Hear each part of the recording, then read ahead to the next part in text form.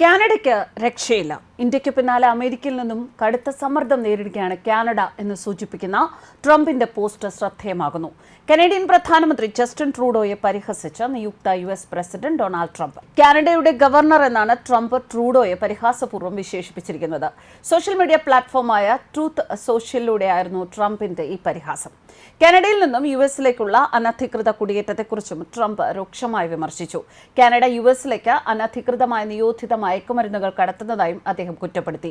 കുറ്റകൃത്യങ്ങൾ തടയാൻ നടപടിയെടുത്തില്ലെങ്കിൽ കാനഡയ്ക്ക് മേൽ 25% തീരുവ ചുമത്തുമെന്നും അമേരിക്ക മുന്നറിയിപ്പ് നൽകിയിട്ടുണ്ട്. 25% തീരുവ ചുമത്തും എന്ന അമേരിക്കയുടെ മുന്നറിയിപ്പ് ചർച്ച ചെയ്യുന്നതിനായി കഴിഞ്ഞ ദിവസം കാനഡ പ്രധാനമന്ത്രി ജസ്റ്റിൻ ട്രൂഡോ ട്രംപുമായി കൂടിക്കാഴ്ച നടത്തിയിരുന്നു. അധിക തീരുവ ചുമത്തിയാൽ അത് കനേഡിയൻ സമ്പദ് വ്യവസ്ഥയെ തകർക്കും എന്നാണ് ട്രൂഡോ ട്രംപിനെ അറിയിച്ചത്. എങ്കിൽ കാനഡയെ യുണൈറ്റഡ് സ്റ്റേറ്റ്സിന്റെ 51ാമത്തെ സംസ്ഥാനമാക്കാം എന്നായിരുന്നു ട്രംപിന്റെ മറുപടി. ഇതിന് പിന്നാലെ തന്റെ സമൂഹമാധ്യമ അക്കൗണ്ടിൽ കഴിഞ്ഞ ദിവസം ഗ്രേറ്റ് സ്റ്റേറ്റ് ഓഫ് കാനഡയുടെ ഗവർണർ ജസ്റ്റിൻ ട്രൂഡോയ്ക്കൊപ്പം അത്താഴം കഴിച്ചത് സന്തോഷകരമായിരുന്നു എന്നാണ് ട്രംപ് കുറിച്ചത്. ഇതോടുകൂടി ഇന്ത്യക്ക് പിന്നാലെ അമേരിക്കയുടെ നിയുക്ത പ്രസിഡന്റും കാനഡയുടെ മേൽ വലിയ പ്രതിരോധമാണ് സൃഷ്ടിക്കുന്നത് എന്ന സൂചനയാണ് പുറത്തുവരുന്നത്. 2 ആഴ്ചയ്ക്ക് മുൻപ് ഫ്ലോറിഡയിലെ വെസ്റ്റ് പാം ബീച്ചിലുള്ള ട്രംപിന്റെ മാർ എ ലാഗോ റിസോർട്ടിൽ ഇരുവരും കൂടിക്കാഴ്ച നടത്തിയതിന് പിന്നാലെയാണ് ട്രംപിന്റെ പരാമർശം എന്നതും ചർച്ചയ്ക്ക് ശക്തി പകരുന്നു. ഗ്രേറ്റ് സ്റ്റേറ്റ് ഓഫ് കാനഡയുടെ ഗവർണർ ജസ്റ്റിൻ ട്രൂഡോയ്ക്കൊപ്പം കഴിഞ്ഞ രാത്രി അത്താഴം കഴിച്ചത് സന്തോഷം നൽകിയ കാര്യമായിരുന്നു. നികുതിയും വ്യാപാരവും സംബന്ധിച്ച ആഴത്തിലുള്ള ചർച്ചകൾ തുടരുന്നതിന് ഗവർണറെ ഉടൻ കാണാൻ ഞാൻ ആഗ്രഹിക്കുന്നു. ഇതിന്റെ ഫലം മനോഹരമായിരിക്കും എന്നാണ് ട്രംപ് കൂടിക്കാഴ്ചയ്ക്ക് ശേഷം സോഷ്യൽ മീഡിയയിൽ കുറിച്ചത്. ഇതിന് പിന്നാലെയാണ് ജസ്റ്റിൻ ട്രൂഡോയെ കാനഡയുടെ ഗവർണർ എന്ന് വിശേഷിപ്പിച്ചുകൊണ്ട് ട്രംപ് രംഗത്തെത്തിയിരിക്കുന്നത്. രണ്ടുപേരും തമ്മിൽ നടന്ന ചർച്ചകൾ രഹസ്യമാക്കി വച്ചിരിക്കുകയാണ് US. തിരഞ്ഞെടുപ്പിന് ശേഷം പ്രസിഡന്റ് ട്രംപുമായി കൂടിക്കാഴ്ച നടത്തുന്ന G7 രാജ്യങ്ങളിൽ നിന്നുള്ള ആദ്യ നേതാവാണ് ട്രൂഡോ. തെക്കൻ അതിർത്തി കടക്കാൻ ശ്രമിക്കുന്ന കുടിയേറ്റക്കാർക്കെതിരെ നടപടിയെടുത്തില്ലെങ്കിൽ 25% ഇറക്കുമതി തീരുവ കൂട്ടും എന്ന ട്രംപിന്റെ മുന്നറിയിപ്പിനെ തുടർന്നായിരുന്നു ചർച്ചയ്ക്ക് ട്രൂഡോ പറഞ്ഞെത്തിയത്.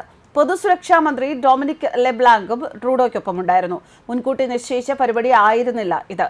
നികുതി വർധന കനേഡിയൻ സമ്പദ് വ്യവസ്ഥയെ തകർക്കുമെന്ന് ട്രൂഡോ കൂടിക്കാഴ്ചയ്ക്കിടെ പറഞ്ഞിരുന്നു. നികുതി ഒഴിവാക്കണമെങ്കിൽ കാനഡയ്ക്ക് അമേരിക്കയുടെ 51ാമത് സംസ്ഥാനമായി മാറാമെന്നും ട്രൂഡോയെ ഗവർണറായി നിയമിക്കാം എന്നും പറഞ്ഞാണ് ട്രംപ് പരിഹസിച്ചത്. ട്രംപിന്റെ പരാമർശം കേട്ട് ട്രൂഡോ പരിഭ്രാന്തിയോടെ ചിരിച്ചു എന്നായിരുന്നു ഫോക്സ് ന്യൂസ് റിപ്പോർട്ട് ചെയ്തത്. ട്രംപിന്റെ നികുതി ഭീഷണിക്കെതിരെ ഒറ്റക്കെട്ടായി നിൽക്കുമെന്ന് പ്രഖ്യാപിച്ച ട്രൂഡോ US-മായുള്ള ബന്ധത്തെക്കുറിച്ച് ചർച്ച ചെയ്യാൻ 10 കനേഡിയൻ പ്രവിശ്യകളുടെയും പ്രീമിയർമാരുടെ യോഗം വിളിച്ചിരുന്നു. ഇതാദ്യമായിട്ടല്ല ട്രംപ് ട്രൂഡോയ്ക്കെതിരെ രൂക്ഷ വിമർശനം ഉന്നയിക്കുന്നത്.